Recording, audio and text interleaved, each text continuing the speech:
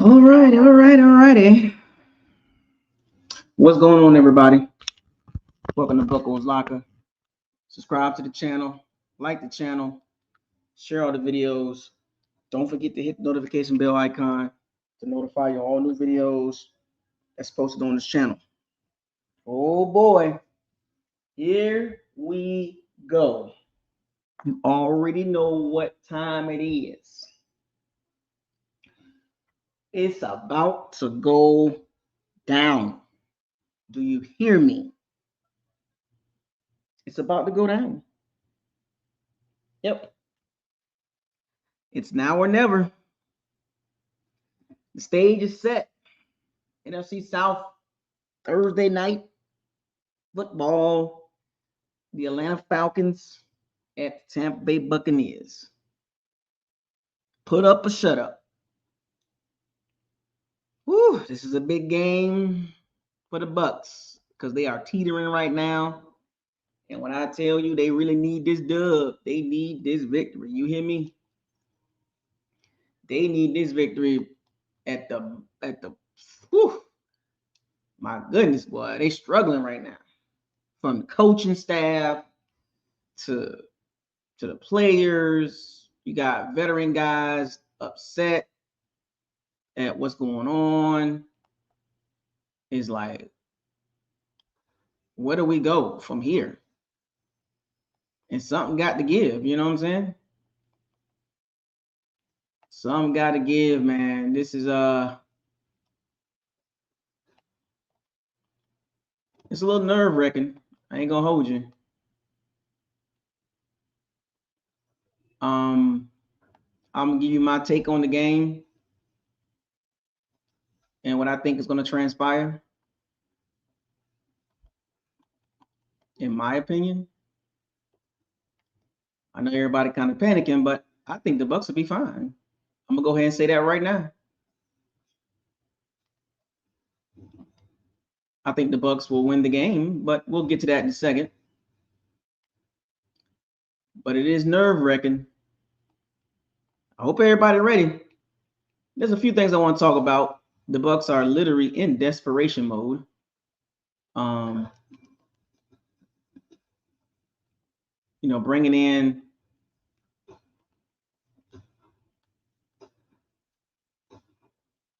Bringing in JPP. That is a sign of desperation.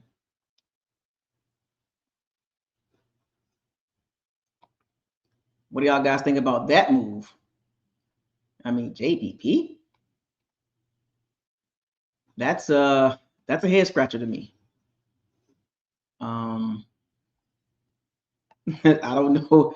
I don't know what I guess he's going to give some rah-rah speech or something like that. But it's so much to talk about. I mean, he can only do so much. I mean, honestly, I don't think, I hope they're not thinking that he's going to come in and be some like dominant force or something like that. You know what I'm saying? Like, I don't foresee that happening.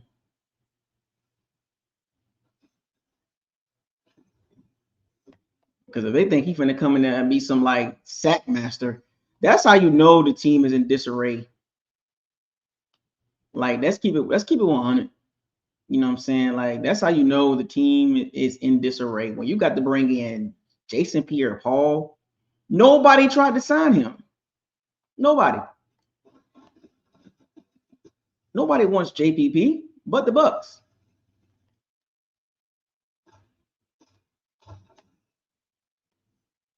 But the Bucs. They were the only ones made the phone call. That is a sign of desperation. Levante David leaving the locker room early. He's never done that in his career. So that lets you know he owned one. You know, that should tell you everything you need to know. How bad this team is right now. And they got to get out of this funk. And there's only one way to get out of this funk is you got to win. Winning cures everything. You know, I think the players know what's at stake.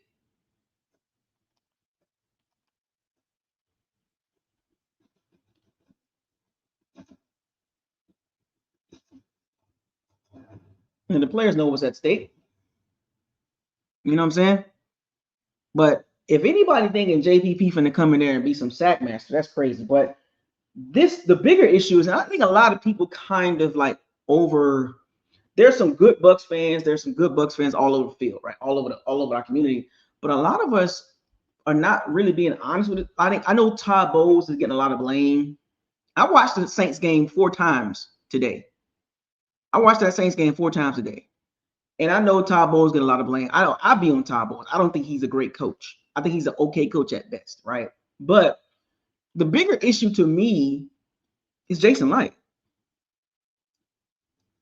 Like, I think Jason Licht is the bigger issue. Like, a lot of people don't want to address it because they still living off the Super Bowl. But let me keep y'all in perspective here. Prior to the Super Bowl, Jason Licht was about to be fired. Jason Licht was on his way to be fired. He did not do a great job building the franchise. Now, since post Tom Brady, he's done a much better job. But when you look at the areas where he completely left this team looking crazy is defensively. His draft picks on the defense have not been game changers or above average talent. He's drafted a lot of mediocre people on defense. Even pre-Brady, he drafted a lot of mediocre defensive players. He was terrible at drafting linemen, but he got better at that. But I'm just overly concerned with the direction. And now this defense looks crazy. A lot of y'all don't want to talk about the real deal, but the defense look crazy. When you just scale it back and peel the layers back, peel the onion back, the defense looks so crazy right now. No real talent outside of Winfield and Tyke Smith, but they're not high-end talent at this point. Tyke Smith is on the verge, but I don't look at the defense as a sticking point for this team. It's really offensive butts.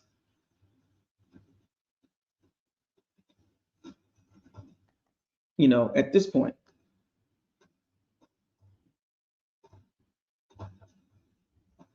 You know, and a lot of people don't want to talk about it. But I'm here to let y'all know, like, this team looks terrible defensively. like just I watched that game. Like, how do you let Tyler Shaw do that? Like, can anybody explain that part? Tyler Shaw? Like, Tyler Shaw's not good at all to me. And yet, they allow him to look like he's some freaking up and coming Pro Bowl guy.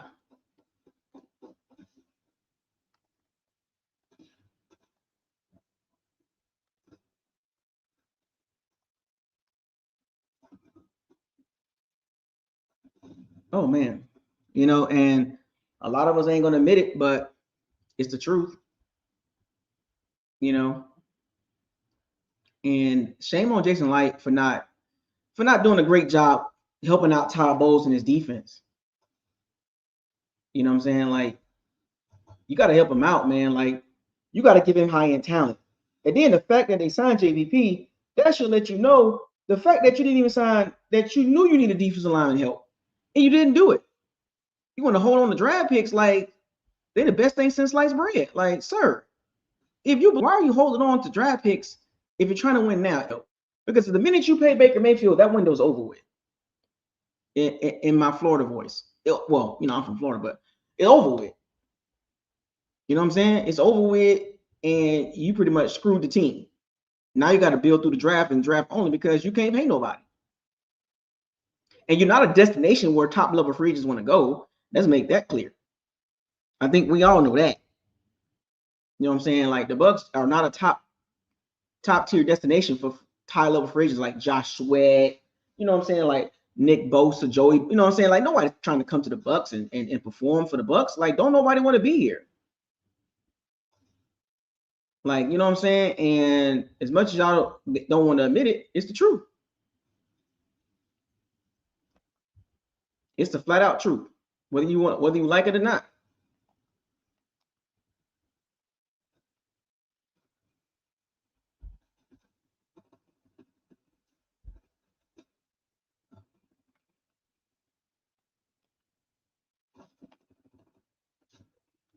It's the truth.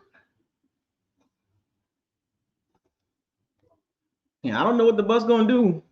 I do know one thing. They got to fix it.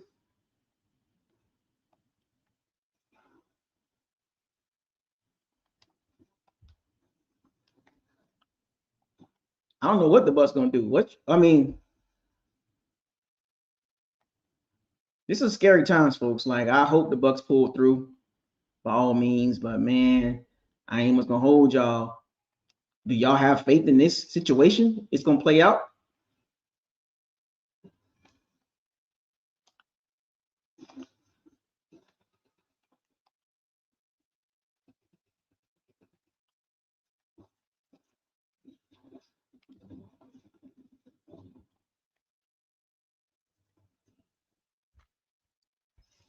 What do y'all think, man?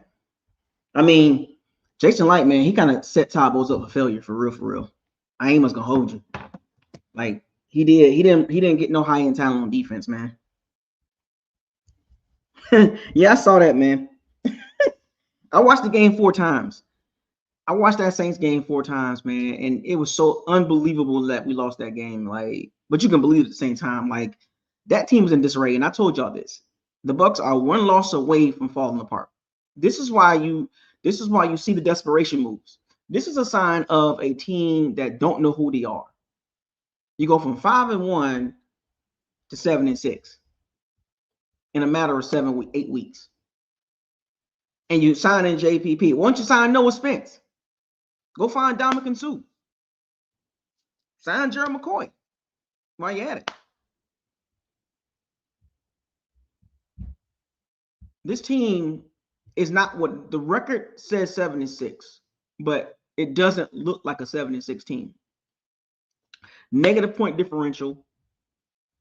Unbelievable. Like the offensive coordinator, it's so bad that if y'all paid attention to the game, there were some shots during the game where Jonathan Gizzard was standing, like Todd Bowles was hovering over Gizzard.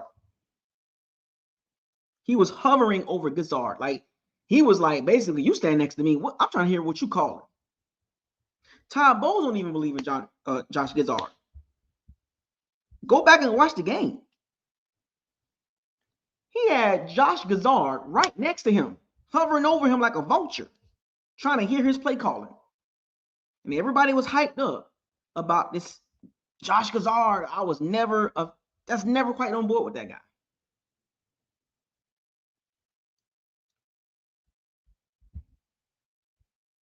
I've never seen Todd Bowles do that. I've never seen Todd Bowles stand next to Dave Canales or Liam Cohen on the sideline. And then after the game, Levante David leaves the locker room. He don't even stay for the interviews. But the stage is set. Pivotal moment for the Bucs for this season. They cannot lose this game. No Drake May for the Falcons. No Drake May. That's huge. But you can tell this team is literally teetering from falling apart. They are so close to falling apart, it's not even funny. Think about this. Nobody wanted to sign. Nobody was running around trying to knock JPP door down saying, come play for us. Even his last couple stints, Miami and Ravens, he didn't do anything. And they signed him to the practice squad. Do not activate him to the main roster. Don't do that. That's embarrassing. I mean, Drake London. Do not activate JPP to the active roster. That is embarrassing.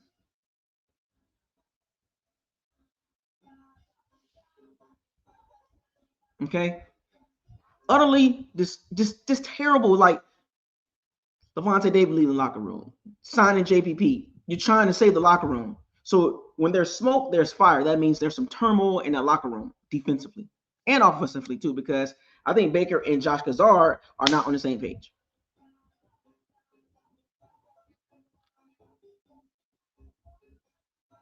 If the Bucs activate JPP, that is literally saying we messed up. You already admitted the mistake already by not making no trades or signing better defensive linemen. You thought Chris Braswell, the combination of Chris Braswell, Yaya Diaby, Vita, Logan Hall, Greg Gaines, Elijah Roberts, David Walker, he's ACL injury, and Kalijah Clancy. You thought that was a good D line? Like, that is one of the worst D lines in the NFL when it comes to rushing the passer.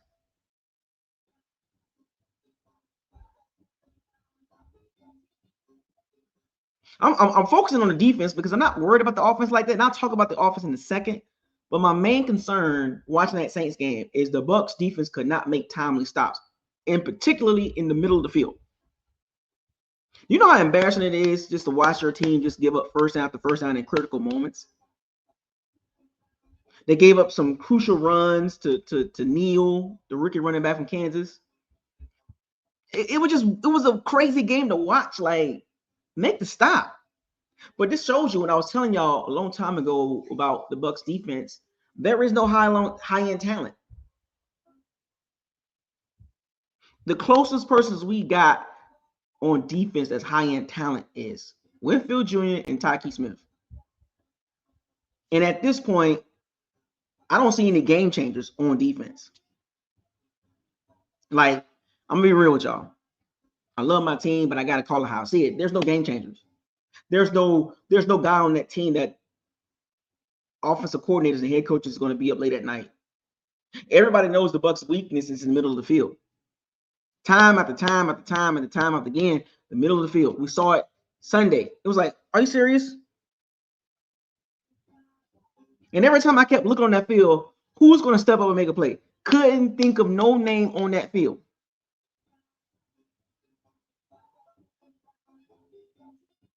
The only jersey defensively I got is Lavonte David. I'm not wearing nobody else's jersey on defense.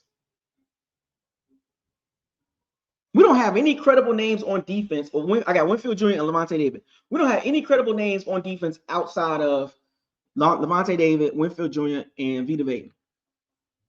Everybody else is like, who is that guy?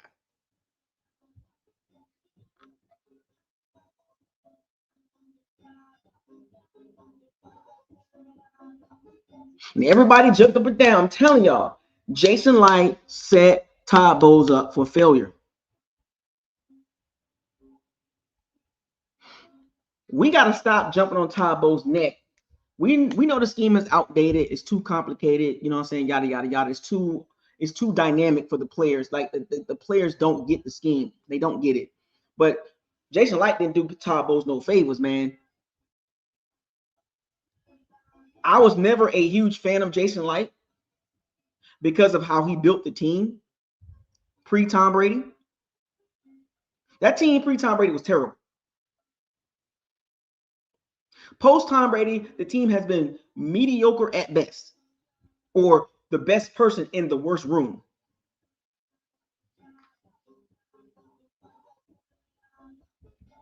Jason Light got to take some of this blame. And the fact that he signed JPP, he admitted his mistake. Jason Light is the biggest issue. And a lot of y'all don't want to admit it because y'all want Todd Bowles fired. But I think Jason Light is the guy behind the scenes that's making this happen. And I had to go back. I had to go back and think about it for a second.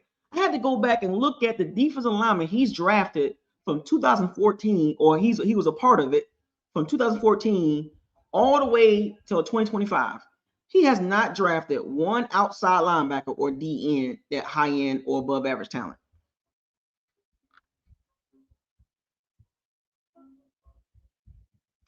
Can anybody name me a defensive lineman or outside linebacker that he drafted was high-end talent.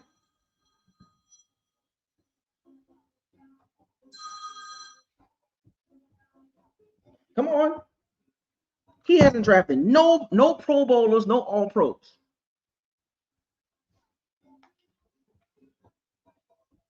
Don't nobody want to answer the question?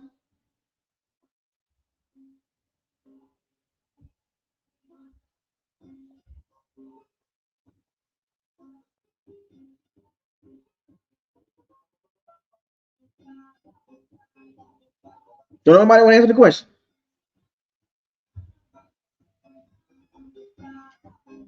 Zero, for those of you that don't know. And nobody talked about it because everybody was focused on Winston and Roberto Aguayo and Vernon Hargraves. Everybody was focused on the wrong thing. Everybody was focused on Jameis Winston. Nobody called out Jason Light and his poor drafting, or allowing Dort Cutter to get the head coaching job, or Mike Smith become his DC. Nobody cared because the focus was on one person. But high insight, when you look back from that point up until now, he has not done a good job at linebacker, defensive end, outside linebacker. And nobody want to talk about it.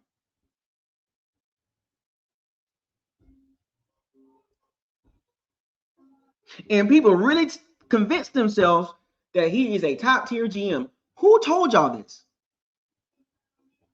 Like, seriously, who told y'all Jason Light was an elite GM when he can't draft linebackers, he can't draft D linemen, he can't draft outside linebackers, and he's okay in the secondary at best. He struggled to draft O linemen. He's still struggling with the interior offensive line. He's pretty decent at receiver, pretty good at receiver, and decent at running back. He can't draft the quarterback because he drafted Winston, messed that situation up with putting a bad team around him together with no running game, no defense. And he drafted Kyle Trask, who never had a shot anyway. But every time you turn around, we as Bucs fans keep complaining about the same thing. Defense. This goes way back, folks. This ain't even about this season.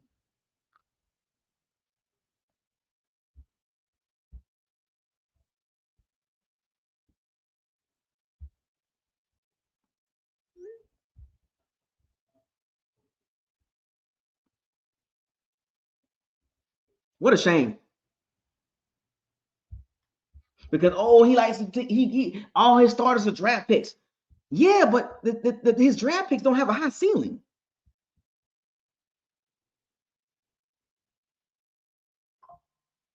Even though we win the division, but it don't feel like we're still a good team. Don't, like, to me, it still feel like we are mediocre at best. So now here come Thursday. Let's get into the game Thursday. Tomorrow I'll be at the game. I'm gonna get to the game early. I'm in section 215, the Hyundai Stadium club seats. I'm being a little bougie today or tomorrow. I'm being a little bougie. Section 215, the Hyundai Stadium club seats. You know what I'm saying? Section 215. I got had a little money in my pocket that I can, get a little fancy tomorrow. And so, the Hyundai Stadium club seats. I'm gonna get there early. The game started at 8:25, 8:15, 8:25. I'm gonna get there around about 6:30, 7 o'clock because we can get an hour early. But it's just crazy. We got Mike Evans coming back. We got J-Mac coming back. Tristan Wirfs coming back from, I think, an oblique injury. But J-Mac and Mike Evans coming back, that is the sign of desperation.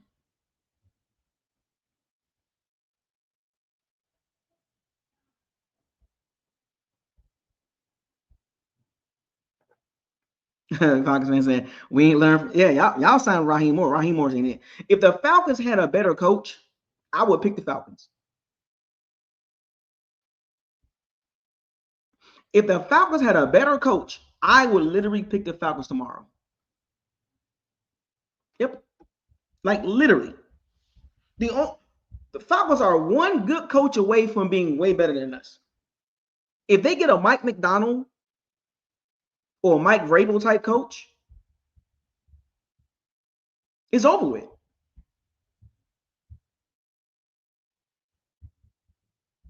If they just get a coach with competent thought process, they're going to be better than us. That's all they're missing. Outside of the game against Seattle, they got blown out by Seattle. But before Seattle, all the games they lost were literally one-score games because of coaching. But Mike Evans and J Mac coming back, that lets me know the Bucs are desperate. Do I think these guys are ready to come back? Probably not. But guess what? Todd Bowles like, can you give me some snaps? If anybody thinking Mike Evans and J Mac is going to come in there and play every snap, if they do that, wow. They ain't got no, like, it's been weeks for Mike Evans since he's been on the field.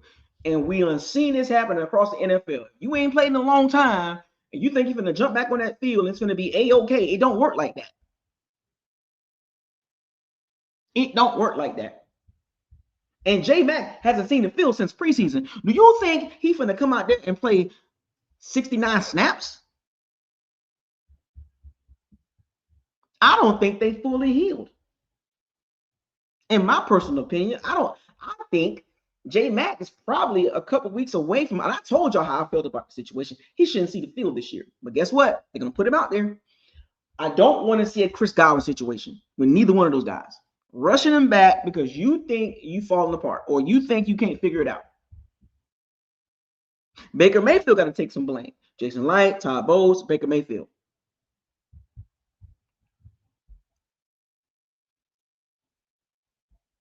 Baker Mayfield can't even complete a pass over 10 yards. I was looking at some advanced stats, EPA and all these things like that, and completion percentage expected and all that. He's one of the worst in the league. He's at the bottom. So you mean to tell me Baker needs a stacked receiving core to be good? So you mean to tell me Baker needs to have Mike Evans, Chris Godwin, Emeka, and J-Mac to be good?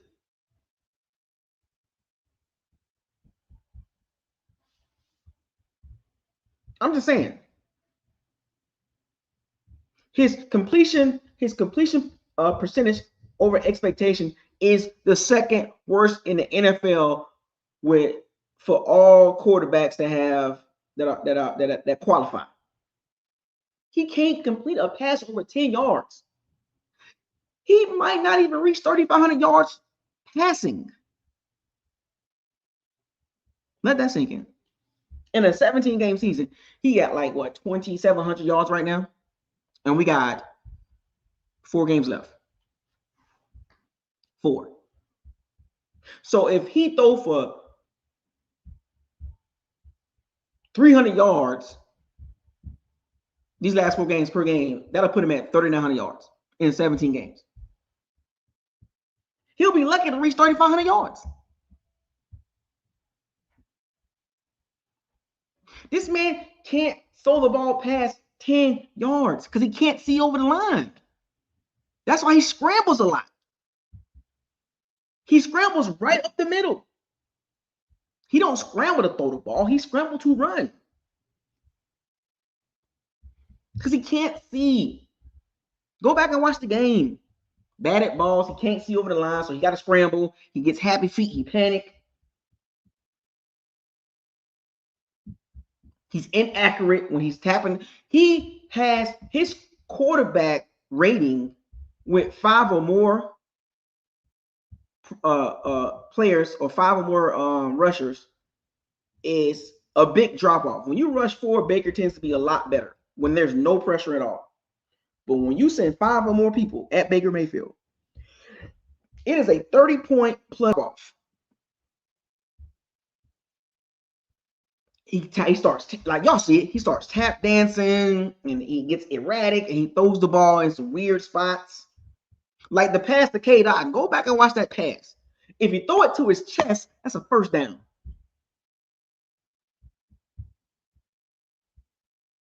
If you throw it to his chest, that's a first down. He threw the ball low.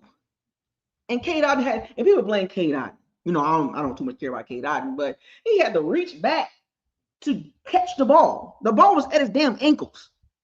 And everybody jumping at K. Dot. That's not right. Oh, he need to get to the sticks and turn around and get the first down. No, the ball was bad. That ball was a terribly thrown ball. Baker Mayfield's not even averaging over. I think he's barely maybe at 5 yards of completion.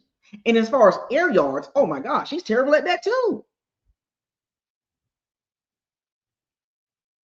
Like, as much as we praise Baker Mayfield for playing well last year in certain spots and all this, and even prior to last year, he was, didn't do great, but when he's playing bad, like, Baker Mayfield will never be an elite quarterback. I don't even think he's probably going to be at the second level. Like, he'll reach the second level in certain games and he'll be streaky. But I think his production, what we see right now and what we saw in 2023, that's the Baker Mayfield. 3,500 to 4,000 yard type guy. Never going to put the team on his back for a season. Like, he's not, I don't consider him an elite quarterback. He's a good quarterback at best. And when you're a good quarterback, that means you need to have elite talent around you to look good, meaning you're a game manager. Like Jalen Hurts. You need elite guys to look good. This is why I can respect Patrick Mahomes and Josh Allen, Lamar Jackson. They can do these things without a number one. Lamar Jackson don't have a number one receiver. He has a slot receiver in Zay Flowers. Josh Allen, he don't have no number one receiver. And Patrick Mahomes dealing with a bunch of 2s and 3s. Shoot, Jordan Love don't even have a number one receiver. But Baker Mayfield and Jalen Hurts, these guys got A.J. Brown, Mike. You know what I'm saying? Like, you need elite talent to look good.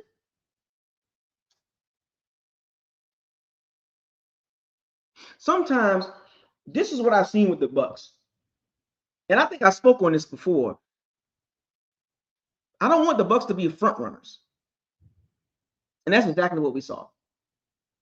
5-1 MVP talks. Now you can't even find no article speaking about Baker Mayfield MVP, not even a breath. It was a trendy topic. And I told y'all this. I said, I told y'all, wait till November, December. It keeps falling to what I told y'all before the season started. You can't judge this team until November, December. And where are we at right now? November, December. We just passed November, now we're in December, and look at us now as fans. Do you know what type of team the Bucs is? At this point, mediocre at best. Now, can things get better? Of course, with J Mac and Mike Evans come back.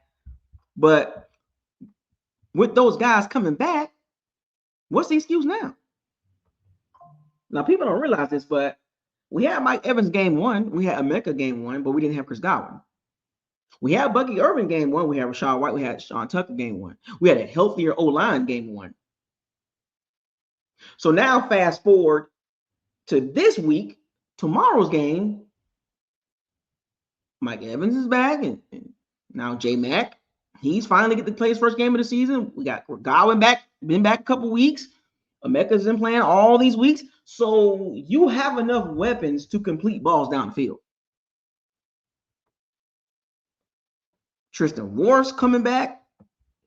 And to be honest with you, watching the game yesterday, and I can't pronounce his name, number 70, he did a good job at left tackle. It was almost like I didn't even notice Tristan Wirfs wasn't playing. Because he did a good job blocking. Maybe he need to be a starter at guard. Because he's already a swing tackle. I can't pronounce his name, but he did a damn good job at left tackle yesterday.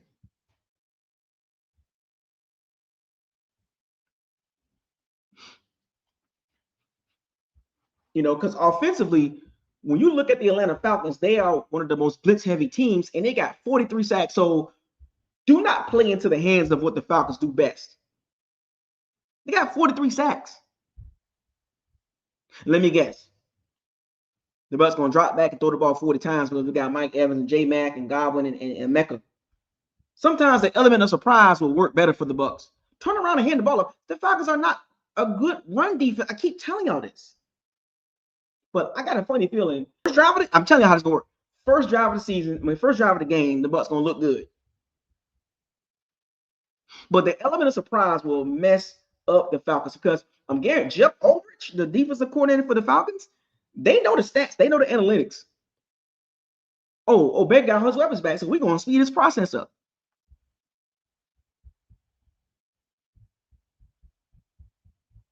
They don't care about the Bucs having full complement of weapons. They're going to send 5 people. No Ben Bredesen. We already weak, and the interior O-line is weak as hell.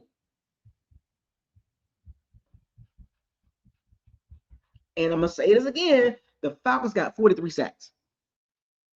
But yeah, I got a feeling the Bucs going to throw the ball 35, 40 times. And Baker going to get pressure. He already got a sprained AC joint.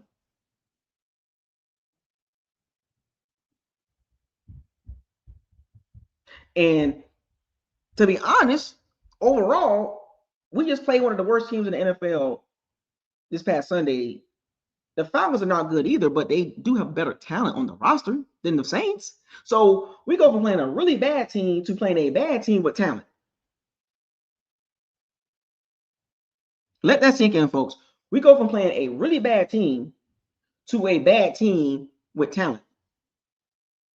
Like, as a Bucs fan, and some of y'all got to see this too. Y'all know the Falcons ain't sorry. Y'all know that. Y'all know the Falcons ain't terrible. The records are they're bad, but you see the talent on the team. You saw the first game of the season. They played us close.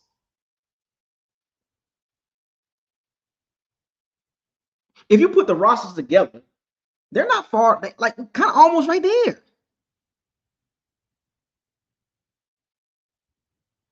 Let's keep it 100, man. So it's not like we playing a Saints team on tomorrow. Talent-wise, we're playing a better team. It's just they have an incompetent coach. Bucs receivers versus the Falcons secondary. How many snaps Mike Evans and J Mac gonna get? Are you gonna send J Mac over the middle so he can get tore up by Jesse Bates and Xavier Watts? So the Falcons' third and fourth cornerbacks, because now the Bucs can play 10 personnel, or they can play a lot of 13. They're gonna play a lot of 13 personnel. So you're gonna see a lot of switching out with J Mac and Emeka. Emeka been struggling. J Mac is back, so we're gonna see Godwin, Emeka, and Evans, or Emeka, Evans, and God. You know what I'm saying? There's gonna be a lot of combinations. What up, Don Breezy? A lot of combinations when the Bucs trot out the receivers. That means the Falcons, they're gonna have to trot out diamond nickel packages because the Bucs gonna get past happy. I'm telling you. So now I don't think the Falcons are deep enough at corner because now they're gonna have to play because if the Bucs line up 4 wide, so now we don't have to worry about Sterling Shepard no more, and we don't got to worry about Tez Johnson or Cam Johnson anymore, right? So if the Bucs line them 4 and 10 personnel, that means 1 running back, no tight ends, because Cade Otton, he's banged up too. Devin Colt might get some snaps, and Payne Durham is not really good as far as receiver wise. So that means the Falcons, we know about AJ Terrell, and we know about Mike Hughes and Alford, you know what I'm saying, and Jesse Bates and Xavier Watts. But do they have enough guys to cover our receivers? I don't think so. So there will be somebody that Baker Mayfield can identify right away and go after. There should be no excuses in the passing game in 3rd and longs and 2nd and mediums. I want to see Baker Mayfield be accurate with the ball. But can he avoid the pressure of the Falcons front 7? Because they got some guys that can get after the quarterback. Bucs O-line, they've done a good job holding up.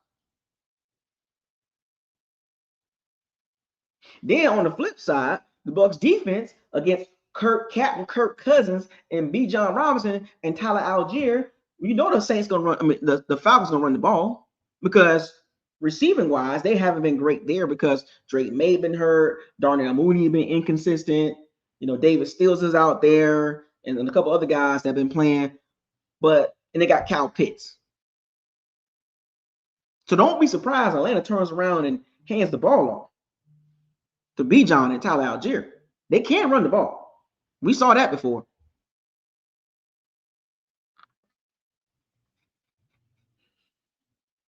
Savase Dennis banged up.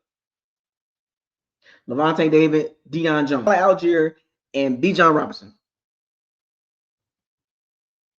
I believe the Falcons are going to try to play ball control offense.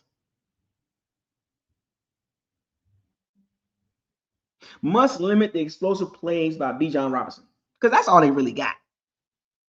Like, shut down Bijan Robinson and make Kirk Cousins beat you. Now, we've seen him do that. So we do know this. Kirk Cousins will not be scared of the Bucs defense. But can the Bucs prevent chunk plays? And watching last week, it seemed like Kirk Cousins and Kyle Pitts and Darnell Mooney starting to get some rhythm going. They just ran into a buzzsaw against the Seahawks.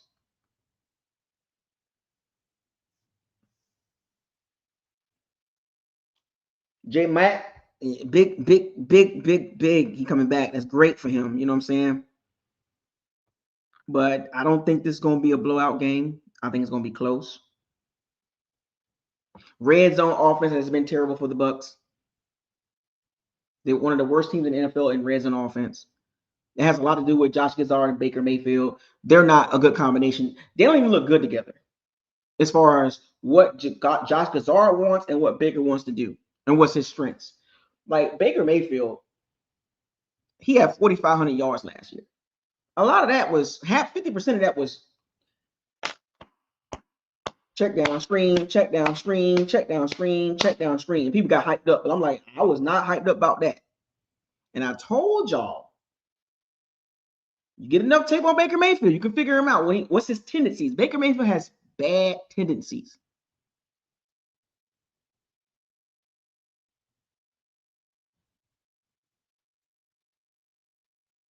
He has bad tendencies, man.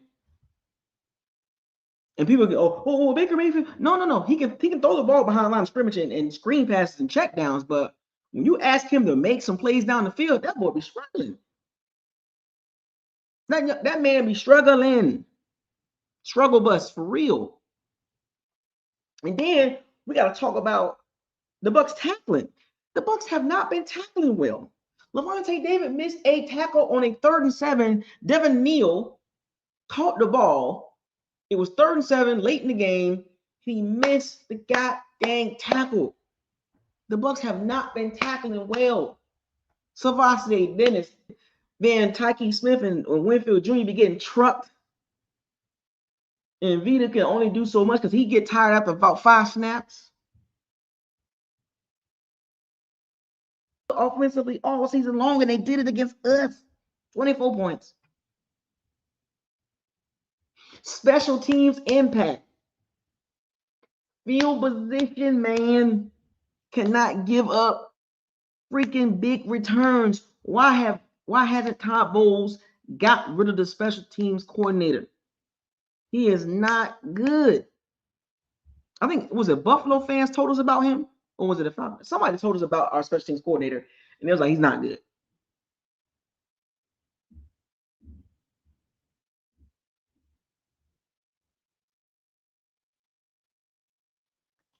Let that sink in, man. Special teams has been trash. Punt coverage, not good.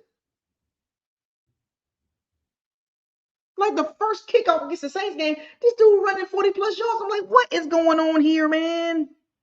And then they took that drive, that first drive of the game for them, right down the field and scored. Short field. I don't know. I'm not a big fan of Kellen Moore, but he outcoached Todd Bowles in key situations.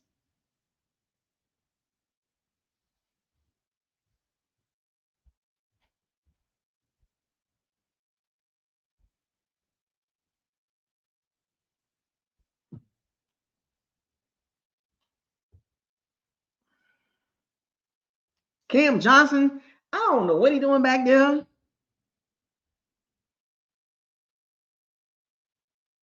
In order for the Bucs to win this game, man, they're going to have to lock in and control the time of possession and basically make Atlanta tired. Because Atlanta got some race cars out there. They play fast and they play hard. I've been watching them too. They play fast and they play hard. Once again, I'm going to say this again. They're not, the record says they're bad. But talent-wise, they're not bad. They're actually better than the Saints talent-wise. Roster-wise, they're better. This is one of those games where I want to see the Bucs run the ball damn near 40 times. You got 3 running backs. And Atlanta's run defense is, I think you can get it. I think they can get the Atlanta run defense and shut them down, because why would you want to chuck the ball around? Xavier Watts is pretty good at safety. Jesse Banks, you already know about him. You got AJ Terrell.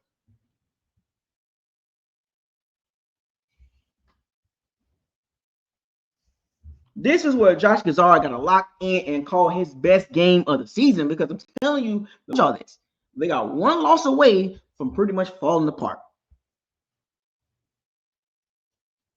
You lose tomorrow, you're 7-7, and you got 2 games against the Panthers, and the Panthers are not scared of us at all. They locked in. They done got healthy. You know what I'm saying? They locking in. But I believe the guys that's coming back will spark the team for a late season surge. Probably finish the season 3-1 and go 10-7 again.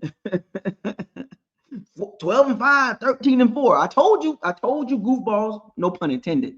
I told you 11-5, 12-5, 13-4 fanboys and girls.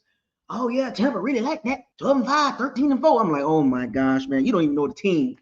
You don't even know what type of team this is.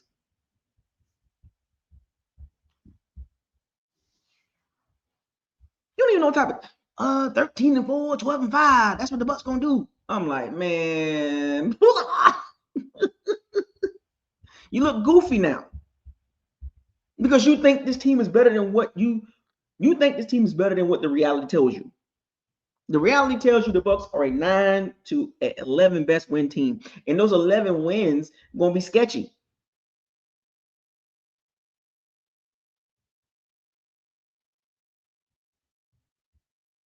This team is a 9-11 win team, and when the team wins 11 games, that season, which could be this season, is gonna look sketchy. 4 games in the last minute, that went away.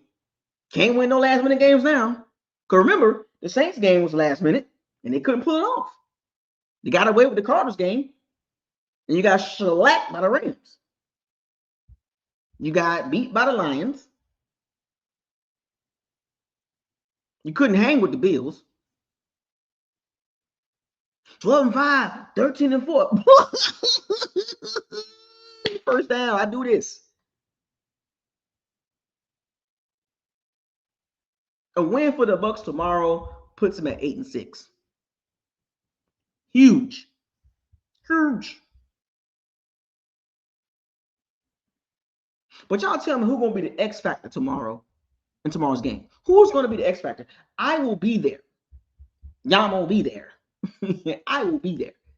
That was a 40-year-old version reference. I will be there.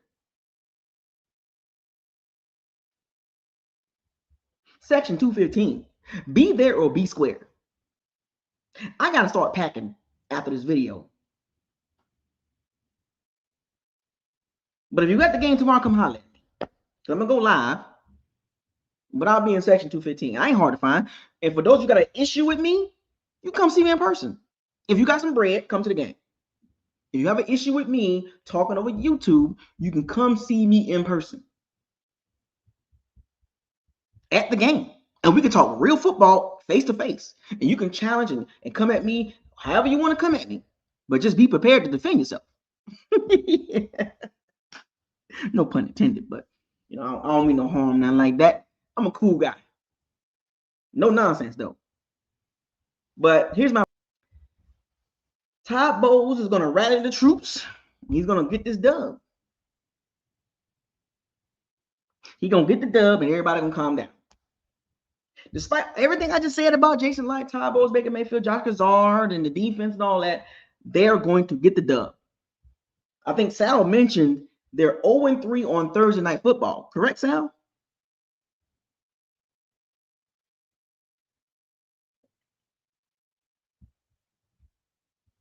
I got the Bucs winning 24. Nope, let me see. I got them winning, I'm going to say 27-20.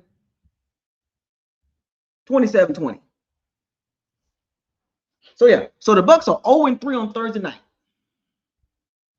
What's Baker Mayfield record in primetime games again?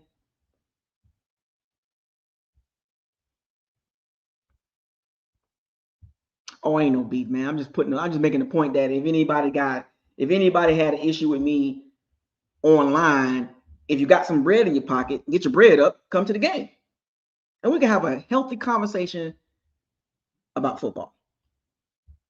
I know some of you guys and gals, Buckles like to be tripping. I'm like, well, you can talk to me in person.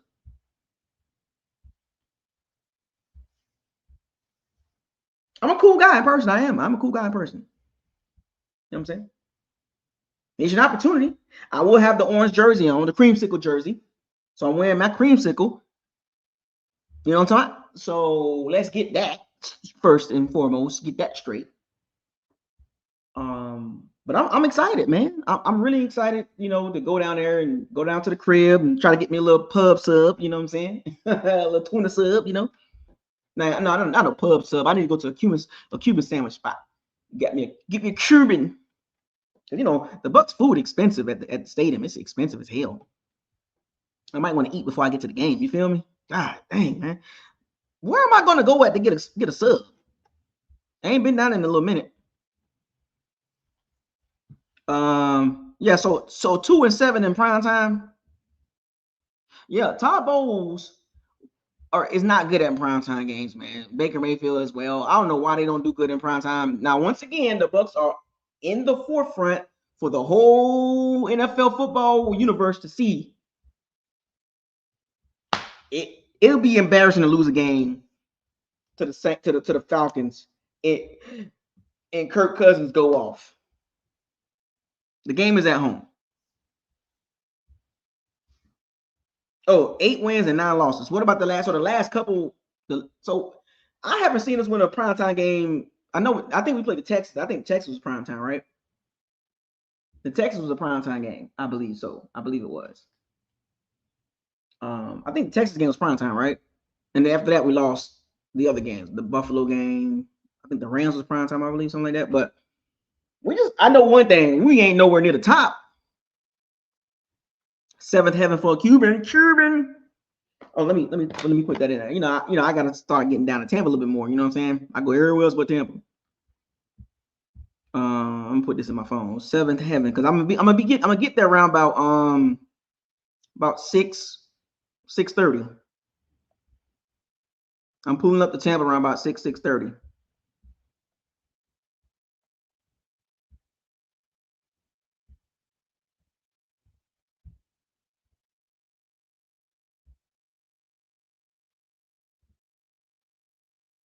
Yep. 7th heaven is one of them. Cuban. That's on Bush Boulevard. That's close to my crib. That's close to my crib. Yeah, I can rock with that. Yeah, that's not too far from the crib. Oh, yeah, Sunrise. It's been a while since I've been back home. You know what I'm saying? I need to go back home a little bit more.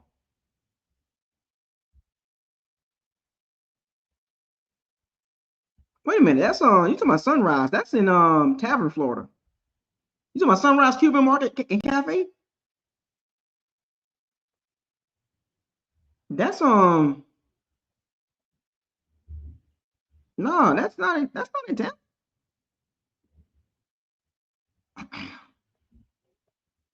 Well, let me go. Let me see this again. Hold on. You sure? Because I pulled that up and I'm like, I don't see the address. That's West Tampa? I thought it was on North Tampa. I thought it was New Tampa. New Tampa's like way out there. Oh, to my Sunrise Food Market. It's the Sunrise Food Market. I think I know about that one. I think I've been to that one before. Yes, off Howard. Yeah, I know. I got it. Yeah, I've been to that one before. I've been. The matter of fact, the last time I was in Tampa, I went there and off of Howard. I was just trying to find something different. I don't want to go to Picado's. They done got bad. Picado's done got bad. I don't want Picado's.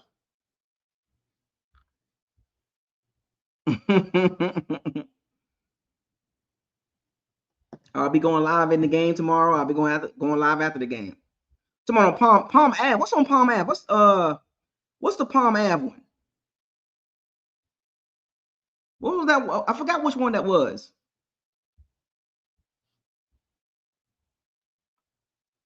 I think did they change? What was another name before? Oh yeah, okay. That's on Nebraska. That's on Nebraska.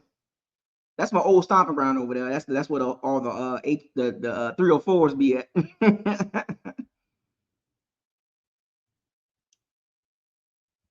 Yeah, that's on Nebraska.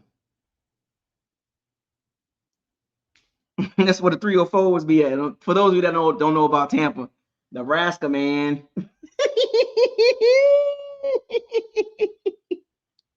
I'm trying to tell you, boy. What, outside kitchen? Well, that's on East Hillsborough. That's not too far from the crib. That's not far from the crib. The outside kitchen. That's around the corner from where I'm at. Yeah, because I'm gonna get there around about like 6:30.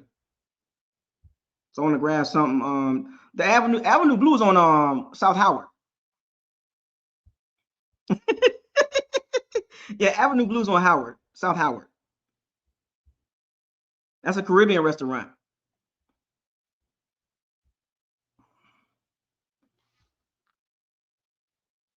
Yeah, I can't wait to go back home, man. It's gonna feel good to be back at the crib. You know what I'm talking about?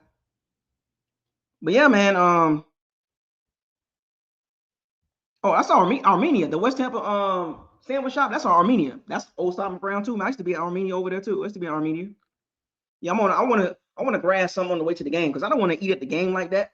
Because that food at Raymond James Stadium, man, I don't like the food, man. Maybe I might grab me a little drink or something like that. I don't even know I'm gonna drink like that, but I don't want to eat at the stadium, man. I really don't. For real, for real. Might go to that flea market on Nebraska. That flea market on Bush in not Bush in Nebraska, but Fowl in Nebraska. But anyway, I got the Bucs winning 27-20, man, going to 8-6. And it's gonna quiet everybody down. I know everybody all tripping about the Bucs and all that because of losing to the Saints, but beating the Falcons will be good for us. So tell me what you think in the comment section, man. I'm gonna go ahead and start packing, man. Be there, be square tomorrow, man. I'm gonna go live, man. I'm gonna go live on the way down to Tampa. I'm gonna go live on the road. Well, I ain't gonna tell y'all yet, but I'm gonna go live on the way to Tampa. So I ain't too far from it. So with that being said, fire those cannons, seize the day, raise the flag. Hashtag it's now or never. Hashtag desperation. Hashtag facts and feelings. Hashtag what did your eyes say? Hashtag trenches matter. Hashtag what is this? Hashtag what are we doing? Hashtag why? Hashtag don't get mad at me. I don't play the game. I just talk about it. Hashtag possibility over probability. Or the other way around. Hashtag no excuses. Hashtag Thursday night football. Buckles like a signing out. Y'all enjoy the rest of y'all night. I'll see y'all tomorrow. Have your phones ready. I'm out.